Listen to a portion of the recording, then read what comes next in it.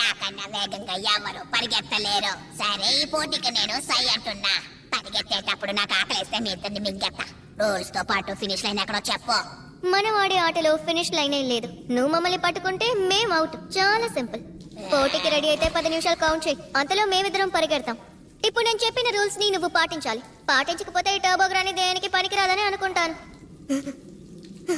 సరే అయితే నాకు రూల్స్ బ్రేక్ చేసే వాళ్ళు అసలు నచ్చరు. అయితే పద ఒకరోజు పరిగెత్తాం. మనకైతే అయిపోయింది అనుకున్నాను. కానీ నేను ఇంకా బాగా గెలుచుకుంటాల్సింది. 10 నిమిషాలన్నింటి చాలా తక్కువ సమయం.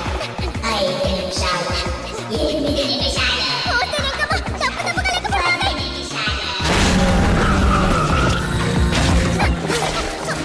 రాయసే గారు,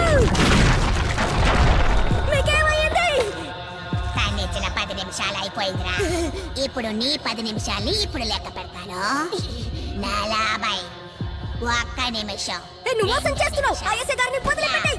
యారు. ఏయ్, ఆపు. నువ్వు తప్పుగా లెక్క పెడుతున్నావు. రూల్స్ ఫాలో అవుతారని చెప్పావు కదా. ఎలా లెక్క పెట్టాలో తను చెప్పలేదు. 4 నిమిషాలు, 5 నిమిషాలు. ఇక చాలా ఆపు. నువ్వు నన్ను మోసం చేయలేవు. 10 నిమిషాలు అంతే.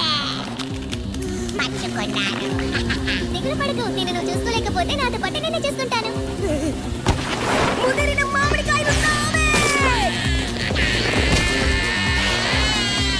ఒరే వెధవా, నీకెంత ధైర్యం ఉంటే నువ్వు నా మామిడి పళ్ళని కొరుకుతా. నాకు నువ్వెందుకు చెప్పావు? మీ సయాసిని వదిలేంత వరకు నిన్ను వదిలేదు లేదే కామ పిశాచి. ఏమనుకుంటున్నావురా? నేను శక్తిని సేకరించాలి. ఒకవేళ ఈ దుస్తులేమిని కాపాడుతున్నాయా? విషయం అదన్నమాట. ఇక నాకు వేరే దారి లేదు.